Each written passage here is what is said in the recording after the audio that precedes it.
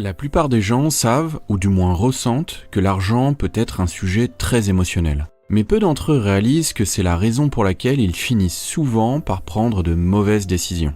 Dans le livre « La psychologie de l'argent », Morgan Housel nous donne des leçons sur la manière d'éviter ces pièges émotionnels. Dans cette vidéo, je vais partager avec vous les 5 principales leçons que j'ai apprises et que je mets dorénavant en pratique. Avant de commencer, je vous rappelle que j'ai mis à votre disposition des ressources gratuites pour vous aider à mieux gérer vos finances personnelles et commencer à investir. Vous avez accès à un tableau de gestion de votre budget personnel, une liste des meilleurs ETF pour investir sur PEA et encore plein d'autres documents. Vous pouvez les télécharger gratuitement dans la description de la vidéo, il vous suffit de renseigner votre adresse email. Leçon numéro 1, la richesse est ce que vous ne voyez pas. Dans son livre, Morgan Housel raconte l'histoire d'un homme qui est arrivé dans une superbe voiture à l'hôtel où lui-même travaillait et cet homme conduisait une Porsche. À sa grande surprise, une semaine plus tard, le même homme est arrivé dans une voiture ancienne et peu entretenue. Il s'avère que cet homme avait contracté une dette importante pour financer sa Porsche et lorsqu'il a eu des problèmes financiers, il a dû la vendre. Cet homme voulait clairement paraître riche au lieu de vouloir être riche. Et c'est une différence importante, car nous tombons quotidiennement dans ce piège de l'apparence.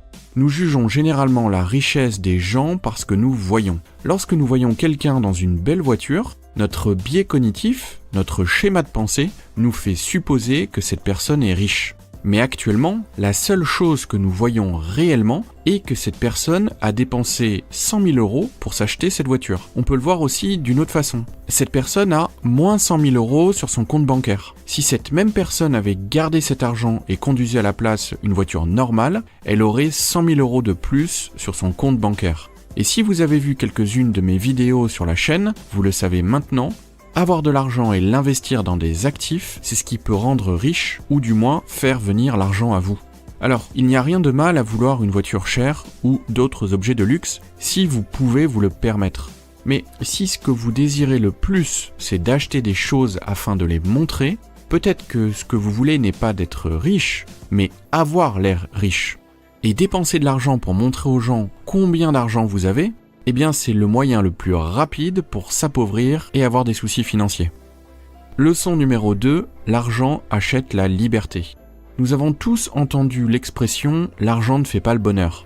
On peut être d'accord ou non avec cette affirmation sur l'argent fait le bonheur ou pas. Par contre, je pense que nous sommes tous d'accord pour dire que l'argent peut acheter quelque chose de bien plus précieux, à savoir la capacité de contrôler comment nous passons notre temps. Plus que notre salaire, plus que le prestige de notre travail, faire ce que l'on veut quand on veut, avec les gens que l'on veut, est l'une des choses qui apportent le plus grand bonheur. Et c'est un privilège que nous pouvons tous avoir si nous détenons suffisamment d'argent. Mais ce n'est pas la seule chose que l'argent peut acheter. L'argent peut aussi nous offrir des choix. Les gens qui vivent de salaire en salaire ne peuvent pas se permettre de sauter quelques jours de travail, car cela pourrait signifier ne pas avoir assez d'argent pour payer les factures. Les personnes qui ont peu d'économies n'ont pas beaucoup de temps en cas de licenciement pour chercher un nouvel emploi, et elles risquent de se retrouver dans un emploi par défaut, stressant et qu'elles n'aiment pas du tout, simplement car elles n'ont pas eu le temps de faire leur choix. Ceux qui ont 6 mois d'épargne n'ont pas peur de leur patron, car ils savent qu'ils ne seront pas à la rue et qu'ils ont le temps de chercher un autre travail. Et ceux qui en ont encore plus peuvent se permettre un emploi moins bien payé, mais avec des horaires plus flexibles. Jusqu'à un certain point, avoir de l'argent de côté vous donne plus d'options, et donc plus de liberté sur votre vie. Petite action qui va vous prendre 3 secondes, si la vidéo vous plaît, n'hésitez pas à mettre un pouce bleu et à vous abonner à la chaîne afin d'être informé dès qu'une vidéo est publiée. Leçon numéro 3, être raisonnable est plus important qu'être rationnel. De toutes les leçons du livre, celle-ci est, à mon avis, la plus importante. Lorsque nous prenons des décisions financières, nous cherchons souvent l'option qui nous apportera les meilleurs résultats. Alors que nous devrions plutôt chercher les décisions qui nous permettront de mieux dormir la nuit. Je m'explique. Imaginons un homme de 30 ans, Julien, qui veut commencer à investir et qui dispose de 5 000 €. Pour lui, c'est une grosse somme d'argent. Mais il est convaincu que tout va bien se passer et que s'il perd, de toute façon, il n'aura pas besoin de cet argent. Et la bourse a bien progressé ces derniers mois, et il pense donc que c'est le bon moment pour investir. Avec ses 5 000 € à investir, il est maintenant confronté à 2 options. Soit l'option numéro 1, il investit tout son argent, c'est-à-dire 5 000 € d'un coup, et attend que le marché progresse. Soit l'option numéro 2, il investit 500 € chaque mois pendant 10 mois. L'option numéro 1, elle semble plus attrayante. Il pense que le marché va croître rapidement et que cela n'a pas de sens de perdre cette opportunité. D'ailleurs, il y a certaines études qui montrent que dans beaucoup de situations, lorsque l'on a une somme d'argent à investir en bourse, le plus rentable est d'investir la somme d'un seul coup. Et c'est ce que fait Julien. J'imagine que vous sentez venir la chute. Une semaine plus tard, le marché s'effondre. Et Julien ne connaît pas la bourse. Donc il est pris de panique. À chaque fois qu'il regarde son application de banque en ligne, ça lui mine le moral. Au bout de quelques jours, cela le tourmente trop. Et il décide de mettre un terme à cette expérience douloureuse. Et il vend tout en perdant la moitié de la somme investie, soit 2500 €. Et il sera vacciné pendant de nombreuses années, voire à vie, contre l'investissement en bourse. Il ne faudra même pas lui en parler. C'est un scénario assez classique lors d'une chute brutale de la bourse ou d'un krach boursier. Finalement, Julien décide quelques années plus tard de réessayer et de mettre en œuvre l'option numéro 2, toujours avec 5 000 €. Le premier mois, il achète 500 € d'actions ou d'ETF. Un mois plus tard, le marché s'effondre. À nouveau, il perd la moitié de ce qu'il a investi. Mais cette fois-ci, il n'est pas inquiet. Il n'a perdu que 250 €. Il lui reste de l'argent. Donc, il continue à investir. Quand le marché monte, il fait des bénéfices. Mais quand le marché baisse, il achète plus à un prix plus bas. Dans son esprit, cela devient une situation gagnant-gagnant. Il sait qu'il ne fait pas les plus gros bénéfices possibles, mais maintenant, il est beaucoup plus serein et dort beaucoup mieux la nuit. Leçon numéro 4, rien n'est gratuit. Chaque investissement que nous faisons a un prix caché. Et non, ce n'est pas un prix monétaire comme vous pourriez vous y attendre. C'est un prix émotionnel, comme la peur, le doute ou le stress. Le problème est que la plupart du temps, nous n'en sommes pas conscients, jusqu'à que le moment soit venu de payer. La solution est d'apprendre pour chaque investissement quels sont les frais que nous sommes censés payer, et quand ils arrivent, être prêt à les payer.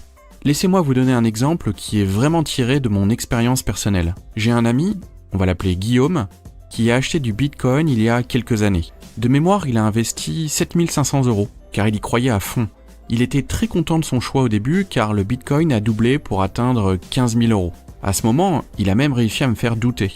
Mais quelques mois plus tard, le Bitcoin a chuté pendant une année entière. Et de 7 500 €, son investissement a fondu à 2 500 €. Et il a souffert. Chaque fois qu'il allait sur son application pour vérifier le prix du Bitcoin, il souffrait intérieurement. Il a remis en question plusieurs fois ses choix et il s'est demandé s'il ne devait pas vendre ce qui lui restait. Mais il a tenu bon et 3 ans plus tard, le Bitcoin s'est lentement redressé et a atteint un nouveau record et il a gagné plus de 50 000 €. A posteriori, cela peut sembler facile. Il avait juste à acheter et à attendre. Un peu comme la bourse. Ça n'a rien de compliqué vu comme ça. Mais en vrai, il a dû payer un prix émotionnel très important auquel il ne s'attendait pas. Lorsque vous investissez, n'oubliez jamais qu'il y a un prix émotionnel à payer, surtout si vous prenez des risques. Leçon numéro 5, anticiper. J'ai un cousin dans ma famille qui n'a jamais été prudent avec son argent. Il dépense toujours son salaire pour des voyages, des sorties, et il ne se soucie jamais d'économiser de l'argent. Quand le Bitcoin a commencé à augmenter, j'ai appris qu'il avait investi 1 000 € dedans. Là, on parle de Bitcoin, mais l'exemple aurait pu être exactement identique avec un investissement en bourse. Puis, après son achat, quelques années ont passé et le cours du Bitcoin est maintenant beaucoup plus important qu'avant.